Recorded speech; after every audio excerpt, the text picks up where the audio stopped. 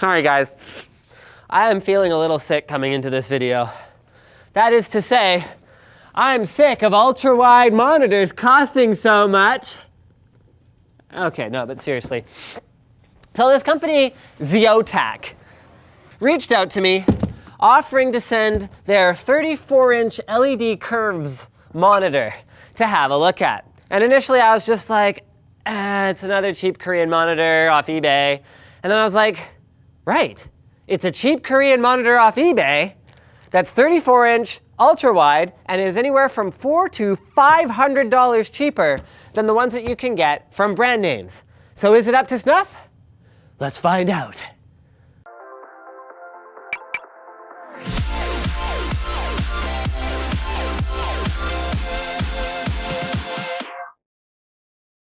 Massdrop is now featuring their custom-configured AKG K7XX audiophile headphones. Check them and other drops out at the link in the video description.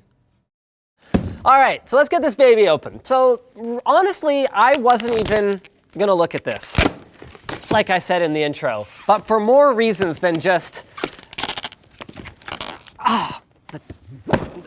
it's an eBay monitor.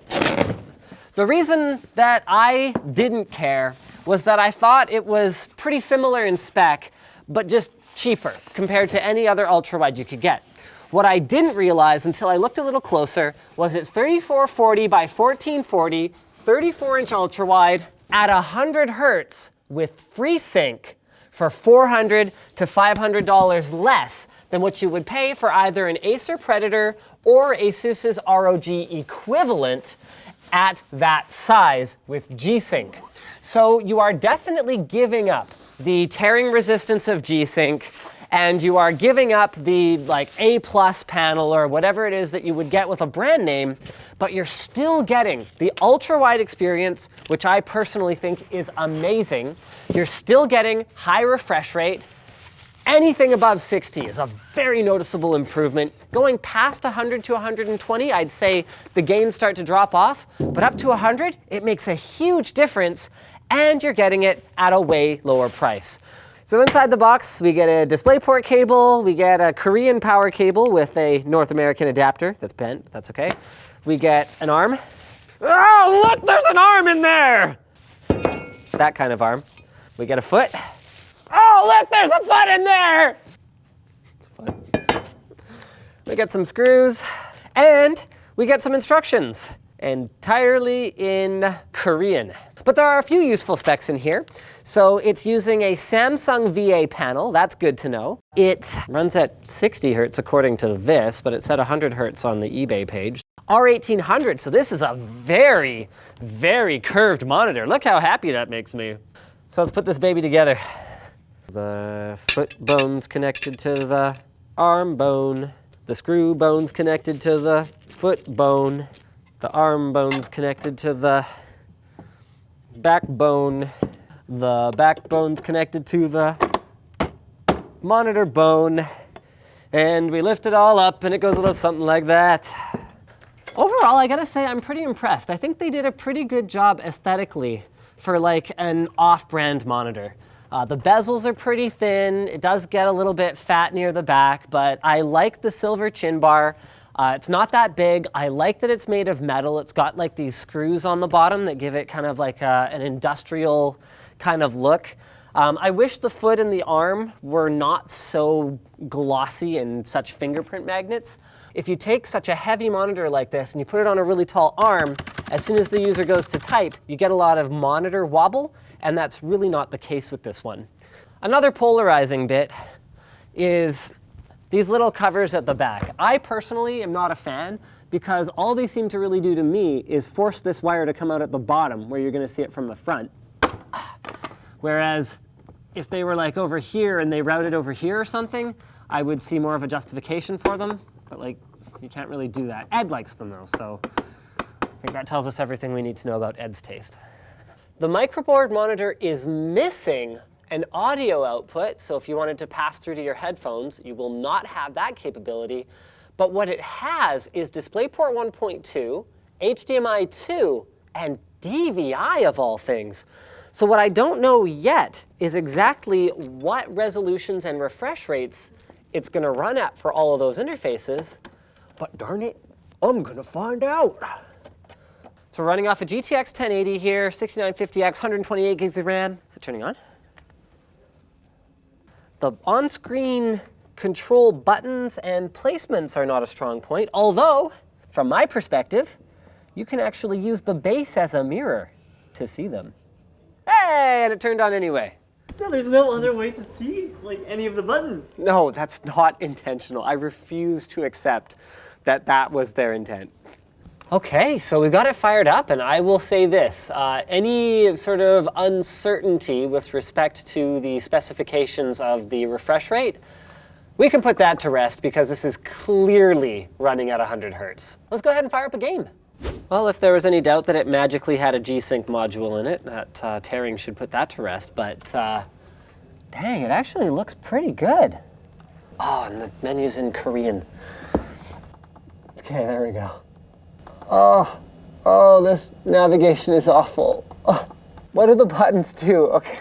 Sometimes you get what you pay for. Okay, so FreeSync is included. Response time is off. Usually the medium setting is best. I had noticed immediately that motion blur was more than I'm accustomed to in modern monitors, so let's see if that helped a little bit. So, motion blur, still definitely a thing. Even with the higher refresh rate, that's not going to compensate for the pixels themselves not switching that quickly. And Samsung's MVA technology is not known to be like the fastest, especially compared to things like OLED or TN. With that said, and I've said this before, the higher refresh rate makes a huge difference to the responsiveness overall of the feel of the game, and I would take that over a crisper 60 hertz image any day of the week. So gaming experience, actually pretty solid. But one risk that you take with these monitors is dead pixels. So we're gonna use Dead Pixel Buddy and have a quick look. Now the odds of them sending a reviewer one that has a bazillion dead pixels is obviously a little lower. And actually, I'm impressed. There are no dead pixels at all. Cool. I like that Dead Pixel Buddy is just a website now. Coming back to that whole 10-bit mode thing, there's a 10-bit test ramp Photoshop file that you can get to find out if your display is actually 10-bit. And that looks like not. But just because the panel's not 10-bit, and it never promised to be, so I was like, ooh, did we get a little bonus? Well, we didn't. Doesn't mean it couldn't be used for basic content creation. This, on the other hand, does. These are about the most all-over-the-map results that I've seen since I got my i1 Pro from X-Rite and this Calman Ultimate for Business software from SpectraCal. I mean, I look at these points.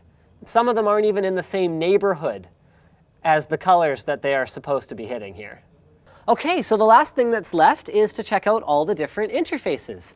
So I've never used an ultra-wide with DVI before, but there you go. Dual link DVI, 60 hertz, 3440 by 1440. Actually, not bad. I'd never actually run the numbers to see what we were gonna get, but I know that on HDMI 1.4, you've been stuck with 50 hertz on most ultra-wide monitors. The good news though, HDMI 2.0 seems to work perfectly. So it just switches on its own and boom, there we are. 3440 by 1440. I'm pretty sure we're running at 100 hertz, and the UFO test on Blurbusters will back me up there. So, bottom line then, I had Ed play some Counter-Strike Global Offensive, and his conclusion is pretty much this.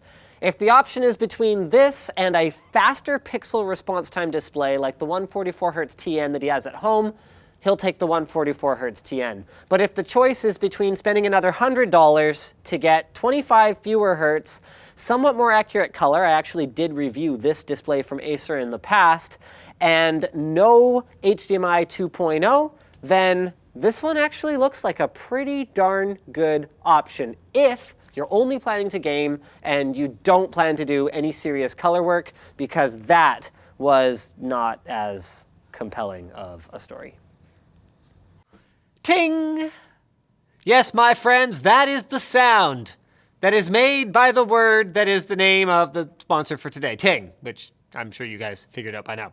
So Ting is the mobile carrier that's focused on customer service and satisfaction. When you call them, you do not get put through to a robot, you speak directly to a person, and that follows through to their billing policies as well. The average Ting bill is only $23 a month per device because you only pay for what you use. And if you're stuck in a contract and switch to Ting, they'll cover 25% of your cancellation fee up to $75. But how do you know if it's worth it for you to switch? Well, you use their savings calculator, which we have linked in the video description. You enter your last few bills and it'll spit out a number that goes, hey, you'll save money on Ting, or hey, actually, maybe you won't. But there's a good chance you will because data is now just $10 per gig beyond the first gigabyte. So check it out. Head over to linus.ting.com and try out their savings calculator today. When you use our link, you'll get $25 in service credit or towards a new device. So thanks for watching, guys. If you disliked this video, you can do that. But if you liked it, hit the like button, get subscribed, maybe consider checking out where to buy this product at the link in the video description, checking out our merch store, which has cool shirts like, actually neither of the ones I'm wearing right now, but don't worry too much about that. There's other stuff there, it's all good. And joining our community forum, which is a great place to hang out and talk shop. That is to say, if your shop is tech. If your shop is a wood shop, then you might find less stimulating conversation there. Thanks again for watching, and see you next time.